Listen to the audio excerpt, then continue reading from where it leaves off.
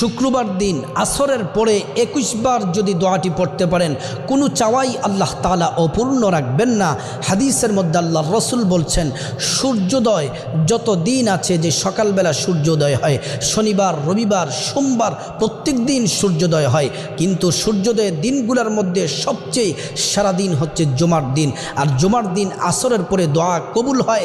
নবীজি সাল্লাল্লাহু আলাইহি ওয়াসাল্লাম বলছেন, ওই সময় দোয়াটি পরে যা চাইবেন আল্লাহ তাআলা তাই দিবেন, টাকা পয়সা ধন দৌলত সব দিবেন। দোয়াটি হলো, আল্লাহুম্মা সাল্লি আলা সাইয়্যিদিনা মুহাম্মাদিন সাল্লাল্লাহু আলাইহি ওয়াসাল্লাম, আল্লাহুম্মা সাল্লি আলা সাইয়্যিদিনা মুহাম্মাদিন সাল্লাল্লাহু আলাইহি ওয়াসাল্লাম। এই দোয়াটি 21 বার পাঠ করুন, আল্লাহ তাআলা সব চাওয়া পূরণ করবেন।